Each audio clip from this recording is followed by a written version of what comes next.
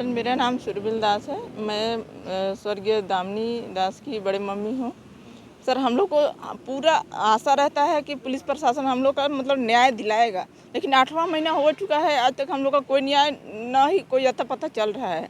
हम पुलिस प्रशासन से आशा करते हैं कि हम लोग को जल्द से जल्द मतलब न्याय मिले और बच्ची का आत्मा को शांति मिले। टेम्पो कहाँ का रहने वाला है और टेम्पो किस तरह का संबंध थे?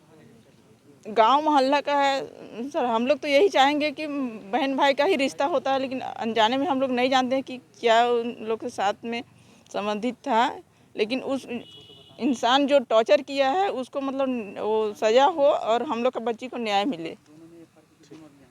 अपना नाम बताइए। मेरा नाम डॉक्टर आशीष कुमार महंत है। मैं वेटनरी VAS हूँ, veterinary assistant surgeon, Gandhinagar Ambikapur से। मैं जो मृतक स्वर्गीय कुमारी दामिनी महंत जो है वो मेरी भांजी थी, मतलब भांजी थी। मैं ही उसका पढ़ाना लिखाना मेरी जिम्मेदारी थी। मैंने उसको हॉस्पिटल में एडमिशन दिलाया था और जो ITI जो कोर्स कर रही थी कंप्यूटर में, उसका भी मैंने ही उसको मतलब एडमिशन दिलाया था। तो हम आज यहाँ उदयपुर थाना इसलिए हमको आने पे मजबूर होना पड़ा क्योंकि आज 8 महीने कंप्लीट हो चुके हैं और 8 महीने तक उनका कोई छानबीन रिपोर्ट हमको नहीं दिया गया है। किस तरह से मौत हुई थी? उनकी वो घर गई, घर में रात को लगभग 3 से 5 के बीच में फांसी लगा के आत्महत्या की हैं। लेकिन हमको रात में एक अननोन नंबर से कॉल आया 1:30-2 बजे आसपास एक बच्ची का, और वो उनकी माताजी से बात की जो मृतिका थी दामिनी, उनकी माताजी से। उनकी माताजी का कहना कि बेटा आप इतनी रात को कॉल क्यों किया, हम सुबह बात करा देंगे, अभी सो रही हैं। तो ध्यान नहीं आया और बाद में जब जांच पड़ताल किया गया, सुबह जैसे देखे कि फांसी में बच्ची लटकी हुई मिली तो हम चीख चिल्लाने लगे, रोने लगे घर वाले। उसके बाद मुझे पता चला कि ऐसा ऐसा केस है, तो मैं उस लड़की का नंबर लिया और बात किया कि बेटा आपको ऐसा क्या इमरजेंसी था कि रात को 2 बजे आपको कॉल करना हुआ।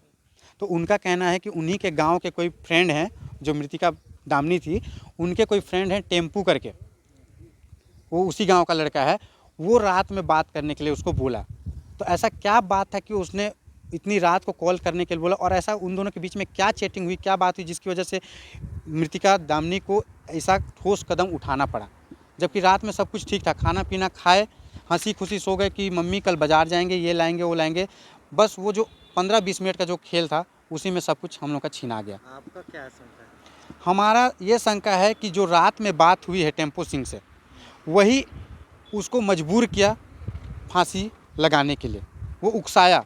तो उसके खिलाफ अभी तक पुलिस कोई छानबीन नहीं की है, कोई पूछताछ नहीं की है। ना तो उस लड़की से जो रात में कॉल की थी उससे अभी तक पूछताछ किया गया उनको। बस जब भी पूछो तो यही बोलते हैं उनका नंबर दीजिए। हम 5 से 8 बार नंबर दे चुके हैं पुलिस को। उस लड़की का नाम अनीसा यादव है, सूरजपुर की रहने वाली है, उसकी फ्रेंड रही है।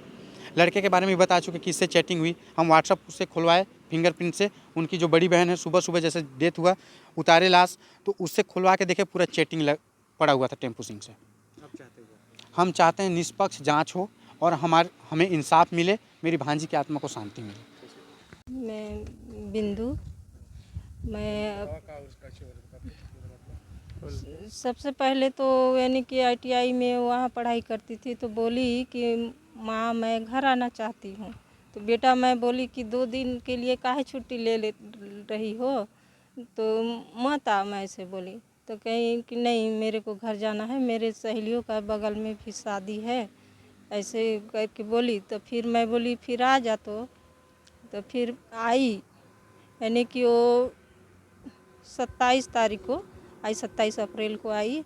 और फिर यानी कि 27 को यानी कि फिर 28, 29 यानी कि 28 की रात को वो यानी कि बढ़िया से हम लोग हंसी खुशी से खाना यानी कि खाए पिए और फिर यानी कि सो गए हम।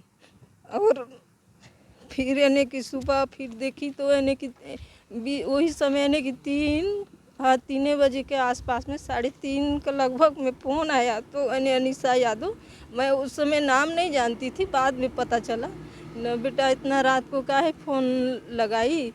तो फिर मैं बोली कि शायद पढ़ाई वढ़ाई के बारे में पूछ रही होगी। तो फिर मैं बोली कि सुबह बात करना। तो फिर बस, तो फिर अब सुबह उठी यानी कि 5 बजे, तो फिर झाड़ू उड़ू लगा के फिर मैं वहाँ मोबाइल को चार्ज में लगाने गई। तो फिर वही लटकी हुई थी, फिर वही चिल्लाने लगी मैं। तो फिर उसके बाद तो अपना वो चीज़ फिर वो थोड़ा सा है ना कि मेरी बड़ी लड़की वो थोड़ा सा मोबाइल को उसके फिंगर में है थोड़ा सा खुला था, फिर बाद में खुलवे नहीं किया, नहीं उनका हाथ ही काम नहीं किया फिंगर, तो क्या देखे उसको? तो थोड़ा सा वही व्हाट्सएप में वो भी नहीं पढ़ पाई। तो ये क्या बोलते हैं वो दुपट्टा का वो चीज़ लगाई थी, वो नई लड़की थी, सबसे पहले उसका फ़ोटो ली थी, वो यानी कि वो मोबाइल में था, वो देखी थी। और कुछ यानी कि अलविदा ये टाइप से उतना तो अब हम लोग तो आप ही खो दिए थे, उतना ध्यान ही नहीं आया कि उसको मोबाइल में कि उससे से उसको ट्रांसफ़र कर लो। और यानी कि फिर बाद में चला कि वो लड़का उसका नाम टेम्पो है, वो यानी कि उसको कॉल लगाई थी अनिशा यादव का, तो फिर वो यानी कि मेरे हम लोग के मोबाइल में कॉल की थी। हम लोग न्याय चाहते हैं। हाँ, हम लोग को बस न्याय नहीं मिल रहा है, हम लोग को शक पूरा डाउट है कि कुछ न कुछ वो लड़का जरूर मजबूर ऐसा कुछ कहा होगा, बोला होगा, ऐसा बोला होगा कि वो इस नौबत तक पहुंची आत्महत्या करने के।